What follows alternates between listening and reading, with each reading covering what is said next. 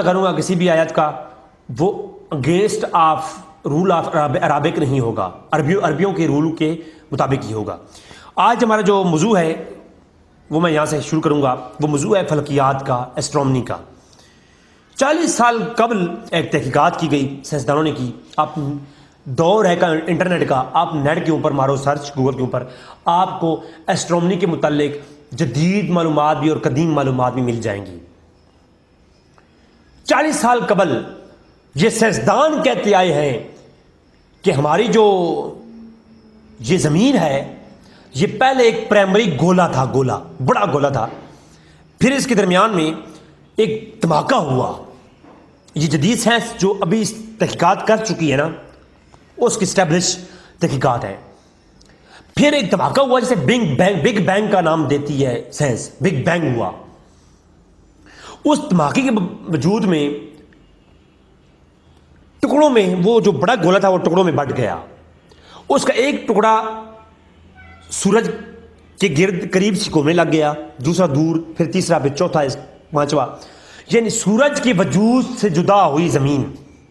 پہلے ایک سورج ہی تھا، پھر یہ دھماکہ ہوا اور یہ زمین یہ ٹکڑوں میں بٹ گئی، اور ہماری زمین کی جیسی اور ہزاروں زمینیں ہیں جن کے اوپر مخلوقات ہیں یا نہیں یہ اللہ ہی جانتا ہے، تو وہ پھر سورج کے گرد گھومنے لگ گئیں۔ پھر ایستا ایستا زمین ٹھنڈی ہوئی، پہلے یہ کیوں گرم تھی، ٹھنڈی ہوئی، اس کے اوپر انسان پیدا ہوا، اور پھر اس طرح سے سارا نظام کائنات کا چل پڑا۔ تو اس کو سائنس آج 40 سال پہلے سائنس نے یہ بیان فرمایا کہ ایک بگ بینگ ہوا، دھماکہ ہوا، زمین اور آسمان یہ پہلے ایک ہی گولا تھے۔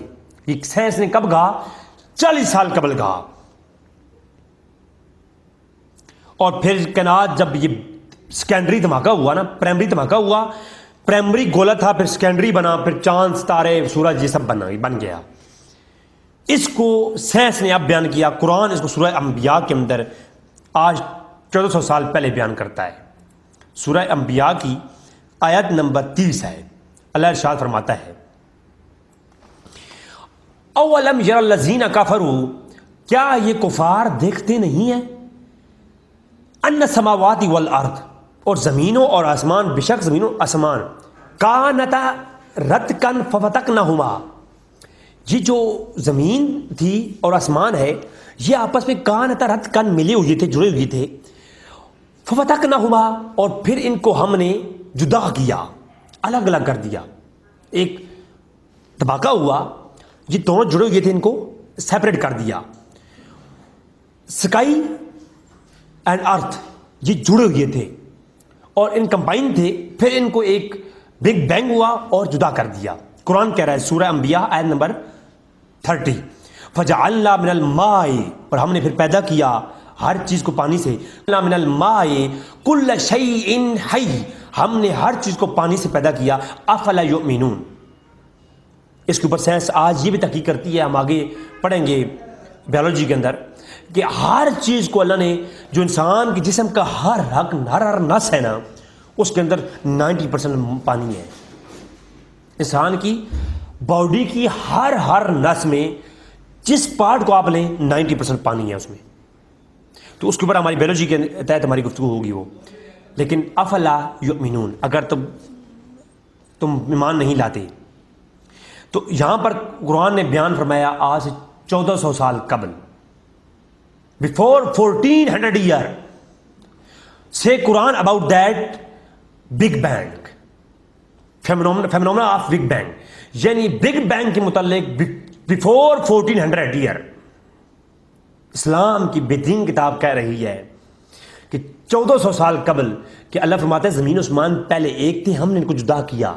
آج تو کہتا ہے 1400 سال کے بعد کہ یہ جناب پہلے زمین و آسمان یہ ایک تھے، ان کو بعد میں بگ بینگ کی صورت میں جدا کیا گیا۔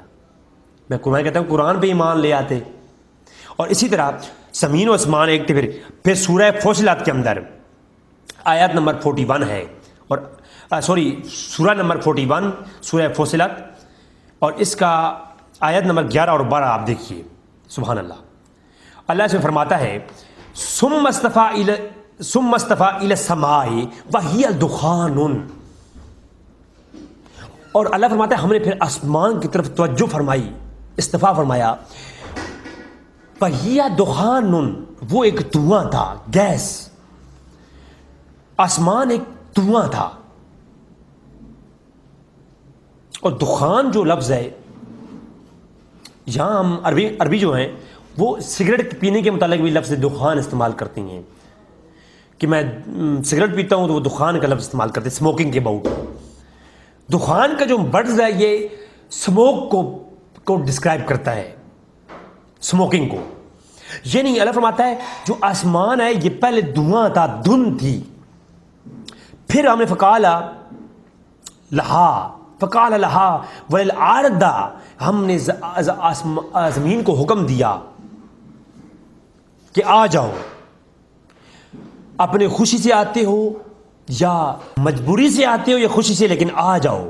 ہم نے کہا زمین کو، پھر زمین اور آسمان جو ہے وہ ہمارے حکم سے اکٹھے ہوئے آئے.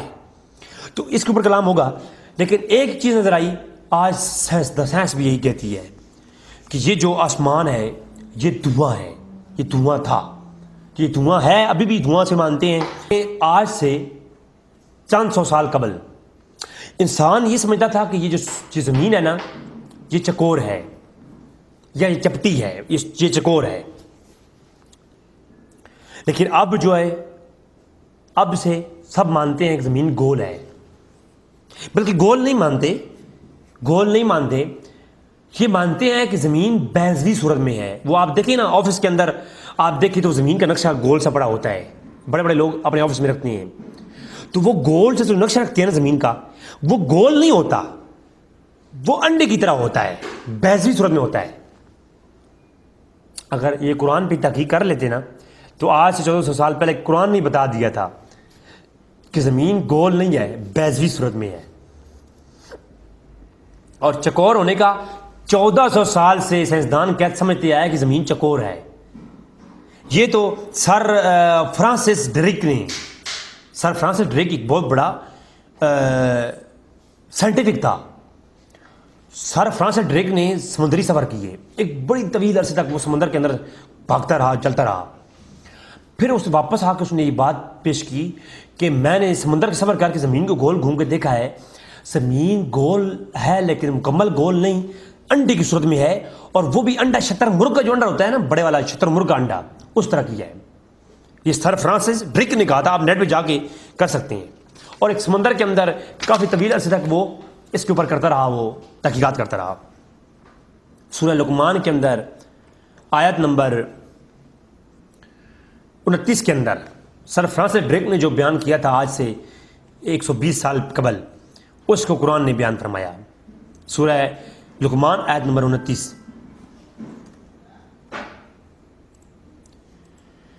الم تر ان اللہ یولج اللیل فی النہار ویولج النہار فی اللیل.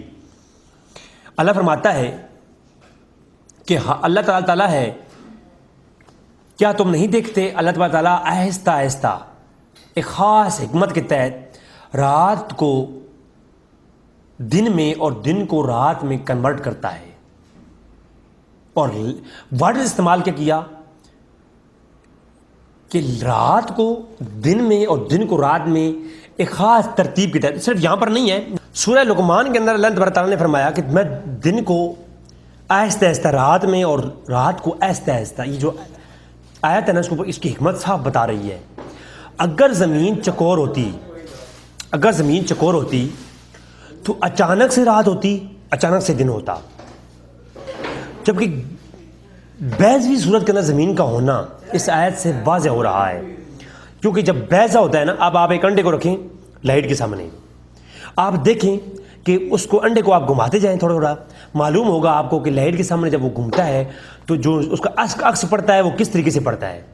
اس سے آپ تجزیہ کر کے جو سائنٹیفک پڑھنے والے حضرات ہیں، فزکس پڑھنے والے حضرات ہیں، وہ سمجھ جائیں گے کہ اس مثال سے، قرآن کی اس آیت سے واضح یہ ڈسکرائب ہوتا ہے کہ زمین جو ہے وہ بیضوی صورت میں ہے، وہ مکمل گول گیند کی طرح بھی نہیں ہے اور زمین چکور بھی نہیں ہے. تو سائنسدانوں کا جو 1000 سال کا نظریہ تھا نا، قرآن نے 1400 سال قبل اس کو ٹھکرا دیا.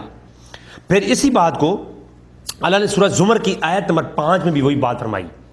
سورہ زمر کی آیت نمبر 5 میں اللہ نے فرمایا خلق السماوات والارض، اللہ نے زمین اور آسمانوں کو پیدا فرمایا. اور اگلی بات فرمائی بالحق، حق کے ساتھ، سچائی کے ساتھ. یہ نہیں کہ یہ کوئی ایک نظریہ سیاستدانوں کا ایک عرصے تک یہ بھی رہا ہے کہ یہ آسمان ہے نہیں، یہ جسٹ ہماری نظروں کا دھوکہ ہے، یہ گیس ہے، اس کا اوپر سے کچھ بھی نہیں ہے. جبکہ اللہ فرماتا ہے یہ زمین اور آسمان کے حق ہیں، یہ ہیں، تم سرچ کرو گے تمہیں معلوم ہوگا. اور پھر فرمایا یکبر اللیل، اور یہ یکور کا جو لفظ ہے نا، یہ یکبر کا لفظ ہے، جو اس کا معنی یہ ہوتا ہے کسی چیز کے اوپر کسی چیز کو نا ٹیپ کرنا. جیسے آپ دیکھیں ٹیپ کرتے ہیں کسی چیز کو بھی، لیٹس سپوز آپ جب کسی چیز کے اوپر رول کر کے ٹیپ کیا جاتا ہے، اس کو ہم یکبر کا لفظ استعمال کرتے ہیں، یعنی لپیٹنا، کسی خاص چیز کو خاص طریقے سے لپیٹنا، ایک نارمل لپیٹنا کی طرح نہیں، خاص حکمت والے لپیٹنا. تو فرمایا یکبر لیل، رات کو لیٹا علی النہار، دن کے اوپر اللہ نے رات کو خاص طریقے سے لپیٹا. اسپیشل میتھڈز آف نائٹ، رات کا ایک اسپیشل میتھڈ بنایا. اور وَيُكَبِّرُ النَّهَارَ عَلَى اللَّيْلِ، اور اسی طریقے سے اسی حکمت کے ساتھ پھر رات کو دن کے اوپر رکھا، لپیٹا. وَسَخَّرَ الشَّمْسَ، اور یہ جو مسخر کیا، اس کے اوپر ہمارا کلام انشاءاللہ آئے گا کہ شمس والقمر، قمر کو بھی اور شمس کو بھی. اور یہاں پر ایک لفظ ہے، اس کو میں آپ بیان کرنا ضرور چاہوں گا. یہاں لفظ یہ ہے یجری لأجل مسمى، کہ ایک خاص وقت تک کے لیے، ایک میعاد تک، یہ جو چاند ہے نا، یہ سورج ہے، اس کو مسخر کیا ہمیشہ کے لیے نہیں، ایک وقت تک. اب اس کے بارے میں سائنس کیا کہتی ہے آگے میں بات کروں گا.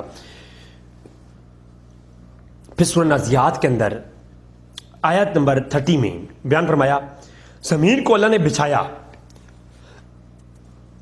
والارض بعد ذلک دحاہا، کہ زمین کو اللہ نے بچھا دیا. یعنی دحاہا کا لفظ استعمال ہوا. اب میں یہاں پر جو معنی کروں گا یہ اگینسٹ آف لا آف مفسرین ہے، یعنی مفسرین سے اگینسٹ جائے گا یہ معنی. مفسرین کہتے ہیں اس دحاہا کا معنی یعنی بچھا دینا، بچھونا. لیکن میں نے جب ڈکشنریز کو اٹھایا، آپ ڈکشنریز کو اٹھائیں، نیٹ کے اوپر آپ جائیں، مختلف ڈکشنریز عربی اور عربک موجود ہیں، ان کے اندر آپ جب اس ورڈز کو آپ لکھیں گے دحاہا کو، آپ کو بہت سارے اس کے میننگز ملیں گے. ان میننگز میں ایک جو ہے دحاہا کا جو معنی ملے گا آپ کو، وہ آپ کو یہ ملے گا جیسا دحاہا شتر مرغ کے انڈے کو بھی کہتے ہیں. دحاہا شتر مرغ کے انڈے کو بھی کہتے ہیں، اور یہ ریئلٹی ہے، میں کوئی یہ نہیں کہ خود سے کہہ رہا ہوں. اور یہ آپ عربیوں کے یہاں بھی اس کے اوپر باقاعدہ لا موجود ہے. مفہوم یہ ہوگا، اگر یہ لفظ سے بچھونا ہی لے لیا جائے، اس کا مفہوم یہ ہوگا کہ اللہ نے زمین کو اس طریقے سے بچھایا جیسے کہ بیضا ہوتا ہے، جسے بیضا، کیونکہ دحاہا کا ایک معنی بیضوی، بیضے کو بھی کہتے ہیں. ٹھیک ہے، تو لہٰذا اس آیت کے اندر واضح طور پر اللہ نے فرما دیا زمین بیضوی ہے. جیوسٹریکل شیپ بھی اسے کہتے ہیں کہ یہ جو زمین ہے یہ بیضوی ہے. قرآن نے آج سے 1400 سال قبل اس کو بیان فرمایا، اور یہ سائنسدان آج آ کے اس تحقیقات کرتے ہیں. میں کہتا ہوں ایتھیسٹ کو کہ مجھے اس بات کا بیان فرما دیں کہ قرآن کو کیسے معلوم ہے اگر یہ قرآن گھڑی ہوئی جھوٹی کتاب ہے، اور آپ قرآن کے اوپر اعتراض کرتے ہو، یہ گھنٹے گھنٹے کلپ بناتے ہیں. مجھے اتنا بتا دیجئے قرآن اگر جھوٹی کتاب ہے تو یہ جو چیزیں آج تمہارے آباء و اجداد کو معلوم ہوئی ہیں، یہ قرآن کو پہلے کیسے علم ہے؟ یقیناً قرآن کوئی عام کتاب نہیں، اللہ کی طرف سے کتاب ہے، اور صاحب قرآن کوئی جادوگر نہیں بلکہ اللہ کا بھیجا ہوا پیغمبر ہے. دا میسنجر آف گاڈ ہے محمد رسول اللہ صلی اللہ علیہ وسلم. اب آج دن تک یہ جو ہے یہ جو ایتھیسٹ کے آباء و اجداد ہیں، جو غیر مسلم کے آباء و اجداد ہیں، آج دن تک یہ کہتے آئے ہیں کہ یہ جو چاندنی ہے نا، یہ چاند کی اپنی خود کی روشنی ہے. جو لائٹ آف مون ہے یہ آج دن تک سائنس کہتی ہے کہ یہ چاند کی اپنی روشنی ہے. یہ 450 سال قبل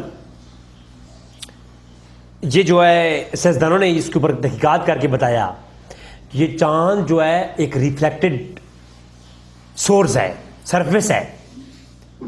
تو چاند ایک ریفلیکٹڈ سرفیس ہے جبکہ سورج کی دی ہوئی روشنی ہے. یہ قرآن آج 1400 سال قبل چیخ کر تقریباً 10 سے زیادہ آیات کریمہ کے اندر بیان کرتا ہے چاند کی روشنی اپنی روشنی نہیں ہے.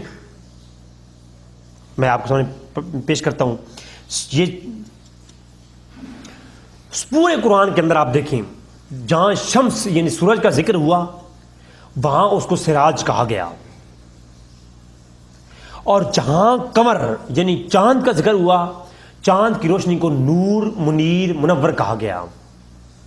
پورے قرآن کے اندر کہیں منور کا لفظ سورج کے لیے استعمال نہیں ہوا اور سراج کا لفظ چاند کے لیے استعمال نہیں ہوا. حکمت کیا ہے آپ دیکھیں.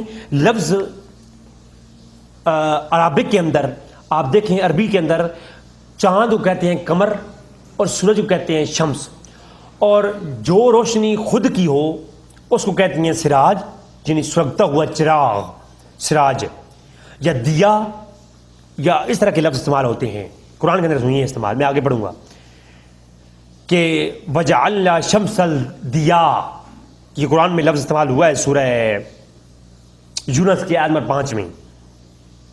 والقمر نورا یہ لفظ استعمال ہوئی ہے سورہ یونس کے اندر. تو سورہ نور کے اندر استعمال ہوا قمر نورا وشمسا سراجا, یہ لفظ استعمال ہوئے شمس کے لیے سراج کا لفظ اور قمر کے لیے نور کا لفظ.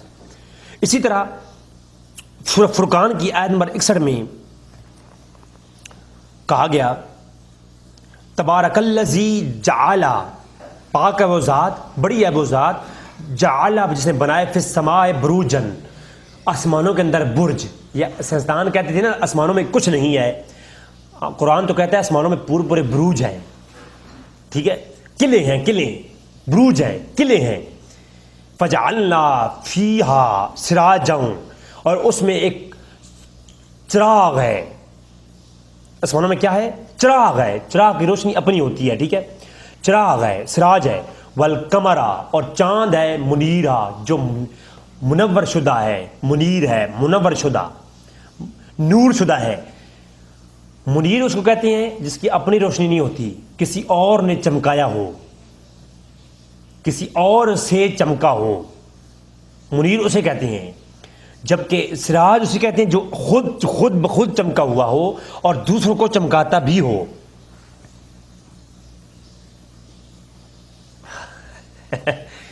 جی سورج خود سراج ہے, روشنی اپنی ہے قرآن کہتا ہے.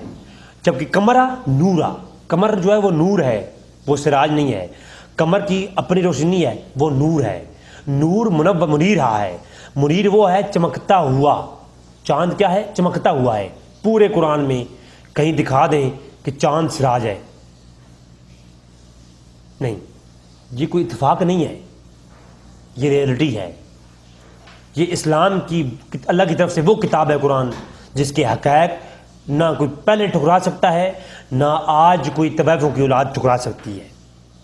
میں دعوت اسلام دیتا ہوں یہ ان حضرات کو جو اسلام کے اوپر اتنی بڑی زبانیں نکال کے بھونک رہے ہیں, ان کو میں کہتا ہوں کہ آؤ اس طرف آ جاؤ. یہ کتاب تمہیں دعوت فکر دے رہی ہے, ہر دور میں یہ کتاب آپ کو چیخ کر دعوت فکر دے رہی ہے. یہ اللہ کی کتاب ہے اور اس میں جو حکم ہے وہ خدا کا حکم ہے, اللہ کا حکم ہے, اور اس کو جو لانے والا, جس کو بیان کرنے والے جو شخص ہیں وہ محمد رسول اللہ صلی اللہ علیہ وسلم اللہ کے میسنجر ہیں, اللہ کے پیغمبر ہیں.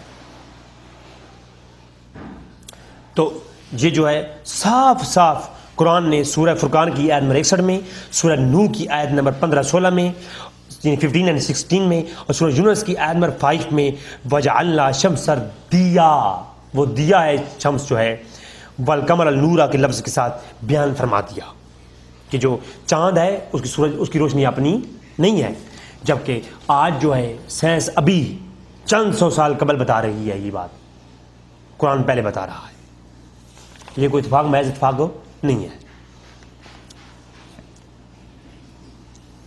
چند سال قبل میں نے خود اس ریجیکٹڈ تھیوری کو اپنے سبجیکٹ کے اندر پڑھا تھا جب میں اسکول میں تھا. The theory of geocentrism, the theory of geocentrism اب بھی نصابوں کے اندر، یونیورسٹی کے اندر پڑھائی جاتی ہے، جو رد شدہ پرانی تھیوری ہے. یہ ایک تھیوری تھی جو سائنسدانوں نے پیش کی کہ جو زمین ہے یہ مرکز ہے اور اس کے ارد گرد چاند، سورج اور باقی سیارے گھوم رہے ہیں. اس تھیوری کو کہا جایا کرتا تھا دا تھیوری آف جیو سینٹرزم، کہ زمین کا سینٹر ہونے کا نظریہ. پھر 16ویں صدی کے اندر، 16ویں صدی کے بعد یہ تھیوری نہیں پیش کی گئی تھی جس تھیوری کو کہا جایا کرتا ہے the theory of heliocentric theory, یعنی سورج کے ہیلوجنز، یعنی تھیوری سورج کے سینٹرک ہونے کا، سینٹر ہونے کی نظریہ. اس کو مسٹر بیپنیکس نے 16ویں صدی کے اندر یہ جو ہے نا بیان کیا. ہیلیو سینٹرک تھیوری، سورج کے مرکز ہونے کا نظریہ پیش کیا گیا. سن 1602 میں ایک جرمنی کے سائنٹسٹ تھا یوہانس کیپلر. اس نے یہ نظریہ پیش کیا کہ ایک بک لکھی اس نے، ایسٹرومونووا، دا بکس آف ایسٹرومونووا. اس کے اندر اس نے یہ نظریہ پیش کیا کہ جو سورج اور چاند ستارے ہیں یہ اپنے اپنے جگہ موجود ہیں، جبکہ سورج ساکن ہے. سورج ساکن ہے، سورج کہیں گردش نہیں کر رہا. سورج کے گرد تمام زمین، پلوٹو اور چاند، ستارے، سورج، تمام کی تمام زمین یہ جو ہے سورج کے گرد گردش کر رہے ہیں. سورج جو ہے وہ کیا ہے؟ سورج ساکن ہے، اس کے گرد باقی سارے گردش کر رہے ہیں. سورہ انبیاء کے اندر اللہ تبارک تعالیٰ نے اس نظریے کا بھی رد کر دیا. تو سورج کو ساکن مانا، سورج کو ساکن بتایا، اور باقی سب کو سورج کے گرد گھومنے والا بتا دیا. اب یہ جناب یوہانس کیپلر نے اپنا ایک بلڈوزر چلایا، اپنی تحقیقات کی. میں کہتا تھا کاش یوہانس کیپلر تو اللہ کے رسول کی برگاہ میں اپنا ضامن تلمذ طے کرتا، تو قرآن کو پڑھتا، تمہیں معلوم ہوتا کہ قرآن کیا کہہ رہا ہے اس بارے میں. جو قرآن کہتا اس کو وہ تحقیق کر لیتا، تمہاری تحقیقات کے سالوں سال بچ جاتے، اور تمہاری بکس کے اندر جو تم نے صفحے کالے کیے ہیں وہ آج سورہ انبیاء ہے، آیت نمبر 33 ہے. اللہ فرماتا ہے هو الذی خلق اللیل والنہار والشمس والقمر کل فی فلک یسبحون. اصل میرا جو اس آیت پہ گفتگو میں کروں گا وہ لفظ ہے فلک یسبحون. یہ سبحہ یسبحون لفظ مضارع ہے، یا جو اس کا فائدہ دیتا ہے کہ یہ ہمیشہ سے ایک کام ہو رہا ہے اور ہمیشہ ہوتا رہے گا، کیونکہ لفظ مضارع جو ہے حال اور استقبال دونوں پر دلالت کرتا ہے. انڈیفینٹ جو ہے نا وہ سینٹینسز ہے. یہ نہیں، اللہ فرماتا ہے پاک ہے وہ ذات جس نے زمین، رات اور دن کو پیدا کیا، اور شمس القمر، چاند اور سورج کو پیدا کیا، کل، تمام کے تمام، فی فلکن، اپنے رستے پر، یسبحون، سباہ کر رہے ہیں، چل رہے ہیں. سباہ کا لفظ استعمال ہوا کیونکہ یہ یہاں پر یہ مفعول کے معنی میں استعمال ہوا ہے، تو لفظ مضارع بھی ہے، تو یا کو ہٹا دیں، یسبحون کی یا کو ہٹائیں اور واو اور نون کو ہٹائیں، تو لفظ بن جائے گا سین، با اور ہا، سبا. اب اس کو آپ دیکھیں ڈکشنری کے اندر، ڈکشنریز بھری پڑی ہیں اس کے بارے میں، ڈکشنریز بھری پڑی ہیں اس بارے میں کہ سبہا کا جو معنی ہے وہ ان معنی میں آتا ہے کہ کسی جسم کی حرکت، متحرک جسم کو ڈسکرائب کرتا ہے. یعنی میں یہ کہتا ہوں کہ میں اس ماؤس کو حرکت دیتا ہوں تو سرکل جو ہے صبا کر رہا ہے، تو سرکل اپنی اسکرین پر چل رہا ہے. میں یہ کہتا ہوں ٹرین صبا کر رہی ہے، تو اس کا مطلب یہ نہیں ٹرین ہوا میں اڑ رہی ہے، اس کا مطلب ٹرین اپنی پٹڑی کے اوپر چل رہی ہے. جب یہ میں کہوں گا کہ مچھلی صبا کر رہی ہے تو فش کے صبا کرنے کا مفہوم یہ نہیں کہ سب وہ کہیں پیر نکل کے بھاگ رہی ہے. مطلب یہ ہے کہ جس جسم کے بارے میں لفظ صبا بولا جائے گا وہ جسم اپنی دنیا کے اندر اپنے حرکت کے عین مطابق حرکت کر رہا ہے. جس جسم کا جو رستہ ہے وہ اس کے اوپر اسی طریقے سے حرکت کر رہا ہے. اس کا مفہوم یہ ہوگا. تو اسی طرح اللہ فرماتا ہے جو شمس اور قمر ہیں کل فی فلک یسبحون، جو چاند اور ستارے ہیں یہ ساکن نہیں ہے، سورج ساکن نہیں ہے، بلکہ وہ اپنے رستے کے اوپر گردش کر رہا ہے، سبا کر رہا ہے. اور یہ قرآن کی اس سٹیٹمنٹ کا کوئی انکار نہیں کر سکتا. بے شک انہی لفظوں کو آپ ڈائریکٹلی انگلش میں کنورٹ کر لیں. انگلش میں بھی یہی معنی بنے گا کہ sun of rotating in revolving and rotating in the way in اور سرکر in اور way، یعنی اپنے رستے اپنے مدار اپنی جگہ پر جو سن ہے وہ روٹیٹ ہو رہا ہے، وہ روٹیٹنگ کر رہا ہے، وہ حرکت کر رہا ہے. تو قرآن نے اس جو ہے نظریے کو 1400 سال پہلے بتا دیا. لوگ آج بھی اس پہ تحقیقات کر رہے ہیں.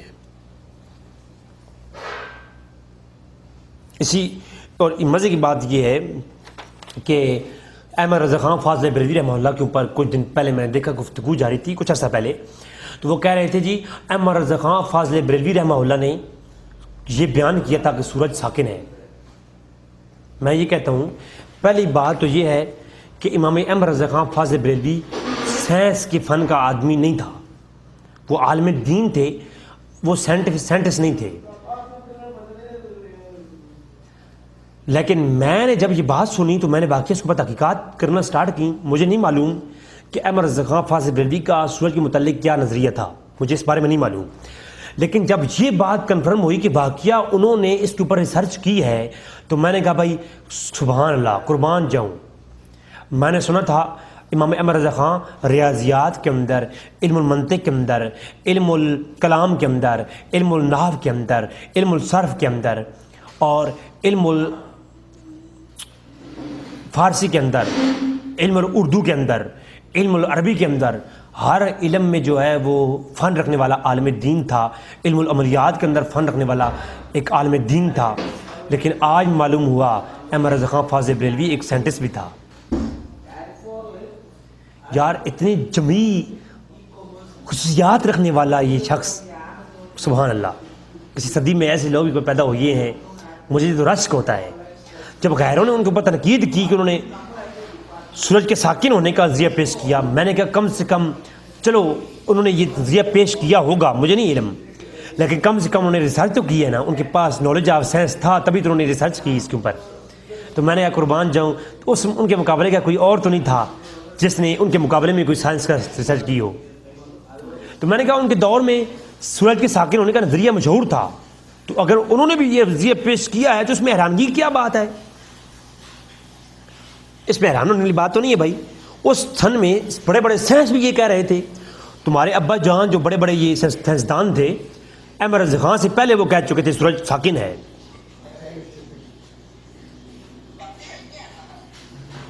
تو پھر احمد رضا خان کو تو قصوروار بعد میں ٹھہراؤ، سائنسدانوں کو پکڑو. تو بھائی ایک نظریہ اس وقت سائنس نے تحقیق کر کے پیش کیا تھا. اگر احمد رضا خان فاضل بریلوی کی فیلڈ سائنس نہیں تھی، انہوں نے کوئی تحقیقات کی بھی ہیں تو خطا پر بھی گئے ہیں تو کمال تو ہے بھائی. گرتے ہیں شاہ سوار میدان جنگ میں، شاہ سوار تو تھے نا وہ. بھائی احمد رضا خان سائنسدان تھے، یہ مجھے آج معلوم ہوا. یار اس شخص نے قلم تو اٹھایا سائنس کی دنیا میں. آپ میں تو یہ ضرورت نہیں کہ وہ سائنس کے بارے میں بات تو کریں.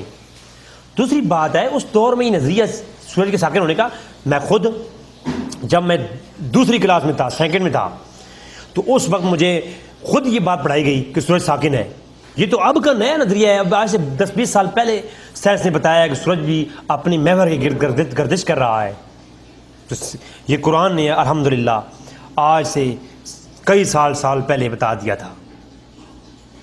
اور پھر یہ اپنے جس مدار میں گردش کر رہی ہیں نا، ان کا اپنا اسپیشل وے ہے rotating of sun and special way of rotating of sun and مون.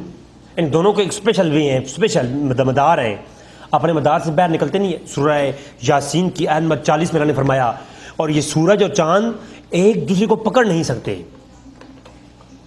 ایک دوسرے کو، وہ اپنے مدار میں جو ہے وہ گردش کرتے ہیں. سورج جو ہے اس کے بارے میں اب سائنس کا نظریہ کیا ہے؟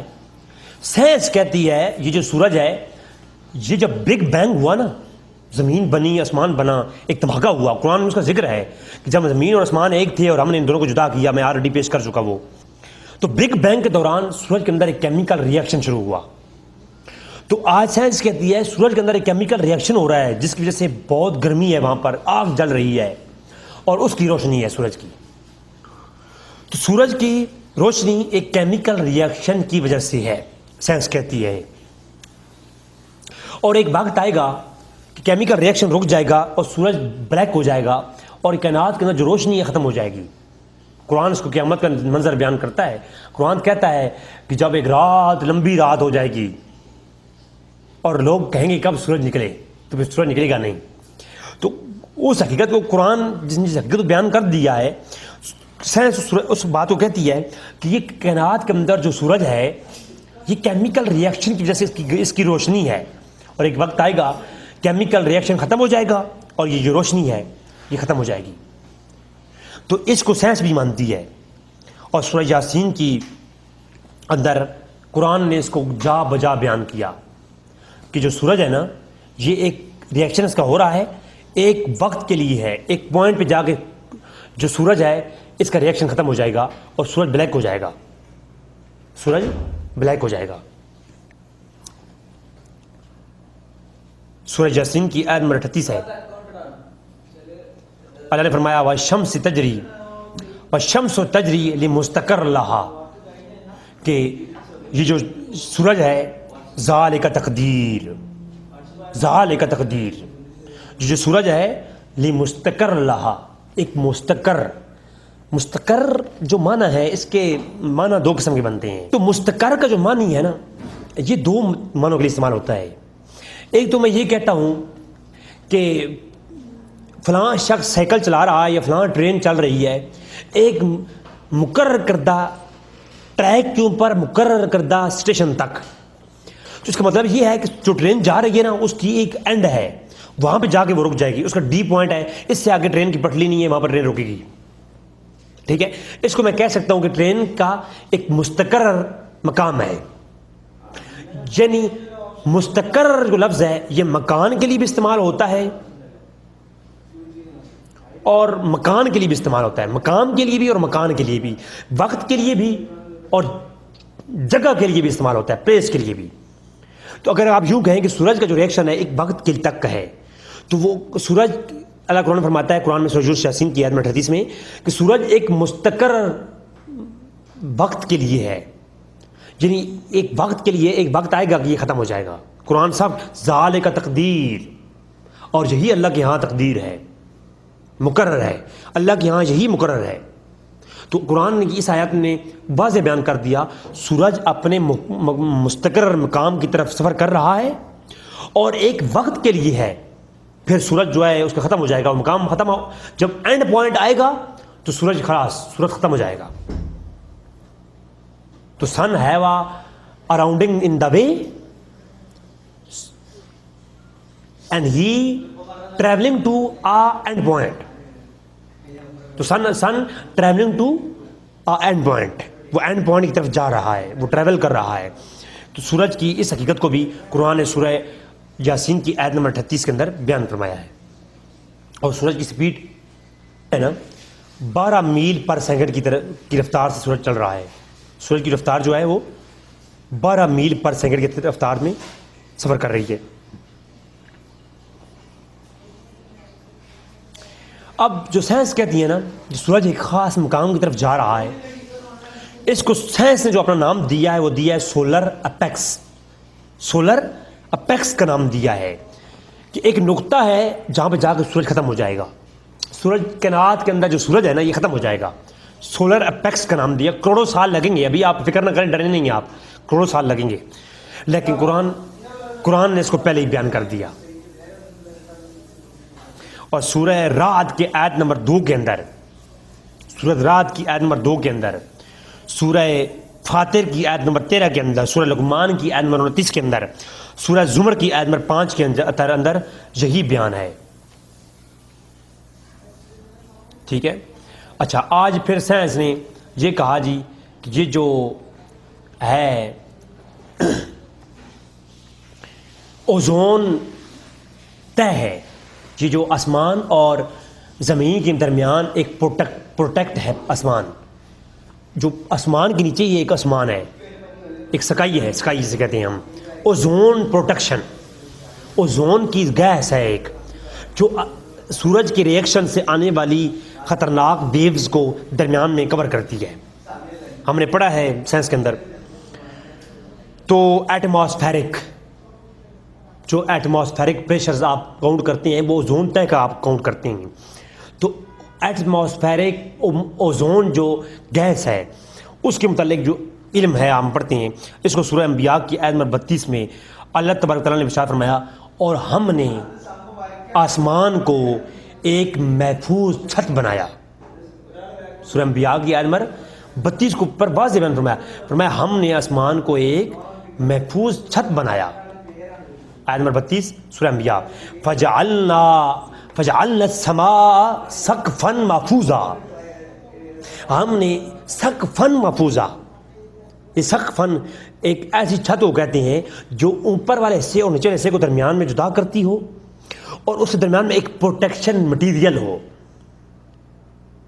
چھت کا لفظ ہوتا ہے نا, چھت کا لفظ ایسا نہیں ہوتا کہ چھت کے لفظ چھت سے اوپر کچھ اور نہیں ہے. چھت کا لفظ تب استعمال ہوتا ہے کہ اس کے اوپر بہت کچھ ہے, تو اوپر والی چیزوں سے پروٹیکٹ کرنے کے لیے نیچے والے حصے کو درمیان میں چھت لگائی جاتی ہے. قرآن نے لفظ سقفن استعمال کیا, سقفن کا لفظ استعمال کیا, یہ پروٹیکشن. تو انسانوں کی پروٹیکشن کے لیے اللہ نے فرمایا ہم نے اوزون ایٹماسفیرک جو ہے نا وہ آسمان چھت بنائی ہے. آج تم ایٹماسفیرک چھت کے بارے میں آج تم نے یہ جانا ہے, ان وردادوں کو, ان کے بارے میں تھیوری وضع آج تم نے کی ہے, آج تم نے اس کے اوپر ایکسپیریمنٹ کیے ہیں. 1400 سال قبل قرآن بتا رہا ہے. کیا یہ ایک کڑی ہوئی کتاب ہے؟ کیا یہ ایک جادوگر کی لکھی ہوئی کتاب ہے؟ نعوذ باللہ. نہیں, یہ اللہ کی طرف سے ہے. یہ کتاب تمہارے لیے ایک چیلنج ہے ہر دور میں. اس کے اوپر ایک لفظ بھی کلام کر کے دکھاؤ, نہیں کر سکتے. اس کے علاوہ آپ آگے دیکھیں سورہ فرقان کے اندر, آج دن تک میں خود یہ پڑھتا رہا ہوں. کیمیکل انجینئرنگ میں نے کی تو میں نے جو types of metre, 4 types of metre جو میں نے پڑھی اس کا تھوڑا سا حصہ پڑھا وضاحت کے ساتھ. ابھی اس کی ڈسکرپشن ہوئی ہے, ابھی تقریباً 2 سال قبل 3 سال قبل کی بات ہے کہ سب لوگ جانتے ہیں, ابھی بھی طالب علموں کو نہیں پتا اس بارے میں, سائنس کے اسٹوڈنٹ کو نہیں معلوم کہ کیا میٹر کی 4 ٹائپس بھی ہے کہ نہیں ہے. ہم نے پڑھا ہے یونیورسٹی کے اندر کہ 3 ٹائپس آف میٹر, یعنی لکوڈ, گیس اینڈ سالڈ, جبکہ قرآن کہتا ہے نہیں, اس کے علاوہ بھی ہیں میٹر. اور اس کو گیس, مایع اور ٹھوس, مادہ کی 3 حالتیں ہم نے پڑھی ہیں نا سائنس کے اندر, فزکس کے اندر. تو آج سائنس کہتی ہے آسمان اور زمین کے درمیان بھی ایک میٹر کی قسم ہے جس کو پلازما کہتے ہیں, یعنی 4 types of matter is plasma. But Quran سے before 1400 year before Quran say about that plasma. in سورہ فرقان آیت نمبر 59 اللہ فرماتا ہے زمینوں آسمانوں کو ہم نے بنایا. We are creating sky and earth, we are creating between sky and earth, یعنی آسمانوں اور زمینوں کے درمیان میں جو کچھ ہے وہ بھی ہم نے بنایا. درمیان میں کیا ہے جو آج سائنسدان کہتے تھے زمینوں آسمانوں کے درمیان میں کچھ نہیں ہے, صرف یہ ہوائیں ہیں، گیس ہے جس کو ہم نے معلوم کر رکھا ہے، گیس ہے. جبکہ آج معلوم ہوا گیس کے علاوہ زمینوں اور آسمانوں کے درمیان میں پلازما بھی ہے. میں نے کہا آج پلازما معلوم ہوا ہے نا، چند سال بعد کچھ اور نیا بھی معلوم کر لو گے. یعنی you can accept about that Quran سے بفور 14 ایئر بفور سورہ فرقان ورس نمبر 59 قرآن سے we are create the sky and earth and something in between in sky and earth. You can believe. آج ہمارا نظریہ ہے کہ زمینوں اور آسمانوں کے درمیان میں گیس ہے. قرآن کہتا نہیں کچھ اور بھی ہے. آج سائنس کہتی ہے پلازما بھی ہے. اسی کو جناب سورہ حجر کی آیت میں شارٹ کٹ کر رہا ہوں کیونکہ ویڈیو بڑی ہو گئی، تو میں ہر آیت کو پڑھ کر اس کے اوپر کلام ہو سکتا ہے، الگ الگ کلام ہے، تو میں صرف مختصر اس کو بیان کروں گا. سورہ فرقان کی آیت نمبر 59 میں، سورہ حجر کی آیت نمبر 85 میں، سورہ سجدہ کی آیت نمبر 4 میں، سورہ صفات کی آیت نمبر 5 میں، سورہ احقاف کی آیت نمبر 3 اور 4 میں اللہ نے یہی فرمایا کہ زمینوں اور آسمانوں کے درمیان میں اور بہت کچھ ہے جو تم جانتے ہو وہ بھی ہے، جو تم نہیں جانتے وہ بھی ہے. کائنات آج سے کئی سال پہلے ایک سائنسدان گزرا جس نے ایک بلنڈر چھوڑا. بلنڈر یہ تھا جس کا نام تھا Edwin Hubble. This the one scientist, the scientist of ارضیات، geology. This scientist's name is Edwin Hubble. He say about that of Earth. He say the universe is expanding. وہ کہتا ہے یہ جو زمین ہے یہ پھیل رہی ہے. اب اس پھیلنے کا مطلب یہ نہیں ہے کہ کوئی اس میں کوئی چیز بڑھ رہی ہے، بلکہ اس کا مفہوم ایسا ہوگا جیسے ایک چھوٹا سا بچہ ہے، وہ کہتا ہے، ایڈون ہیبل کہتا ہے جیسے بچہ پیدا ہوتا ہے نا، بچہ اتنا سا ہوتا ہے، پھر بڑا ہوتے ہوتے ہوتے ہوتے ہوتے اور بڑا ہو جاتا ہے. تو وہ ہر لمحہ بڑا ہو رہا ہے. جیسے ہر لمحہ بچہ بڑا ہوتا ہے اور پھر ایک وقت آتا ہے بچہ مر جاتا ہے نا، قبر میں جاتا ہے، پھر مٹی میں نہیں رہتی. ہیبل نے کہا تھا کہ زمین، دا یونیورس واز ایکسپینڈنگ، زمین بڑھ رہی ہے، پھیل رہی ہے اسی طرح. لیکن اللہ تبارک تعالیٰ نے اس سے اگلی بات فرمائی. اللہ فرماتا ہے سورہ ذاریات کی آیت نمبر 47 میں، اللہ فرمایا ہم نے زمین کو، کائنات کو بنایا جو پھیلتی ہوئی ہے، ایکسپینڈ ہو رہی ہے، پھیل رہی ہے. لیکن قرآن میں اللہ نے یہ بھی فرمایا، ایک کل من علیہا فان ویبقی وجہ ربک ذو الجلال والاکرام. ہر چیز جو کائنات یہ پھیل رہی ہے نا، ایک وقت آئے گا یہ کچھ نہیں بچے گا. جس طرح بچہ چھوٹا سا ہوتا ہے، بڑا ہوتے ہوتے ہوتے ہوتے پھر وقت آتا ہے وہ ٹھیں ٹھپ ہو جاتا ہے، اسی طرح یہ بھی پھیل رہی ہے اور ختم ہو جائے گی. تو دوستو، آج میں نے یہ پہلے موضوع کے اوپر کلام کیا. اب آج کا ہمارا ٹاپک تھا فلکیات. میری گفتگو کرنے کا مطلب یہ ہے، قرآن ان حقائق کو آج وضع کرتا ہے، ان حقائق کو بیان کرتا ہے جن کو آج سائنسدانوں نے وضع کیا ہے. یہ سائنسدان، یہ نان مسلم، اب جو چیز ایکسپیریمنٹ اور انالیٹک کرنے کے بعد، تجزیات تجربات کے بعد بیان کرتے ہیں، پہلے تھیوری وضع کرتے ہیں، پھر ایکسپیریمنٹ کرتے ہیں. قرآن بفور 1400 ایئر قرآن نے پہلے ہی بیان کر رکھا ہے. اسلام ایک سچا مذہب ہے اور اس کی حقانیت ہر طرح سے واضح ہے. یہ آج پہلی ایپیسوڈ تھی فلکیات کے متعلق. انشاءاللہ اگلی ایپیسوڈ نیکسٹ عنوان پہ لاؤں گا. آپ کا اپنا بھائی رضوی بھائی. السلام علیکم ورحمۃ اللہ وبرکاتہ.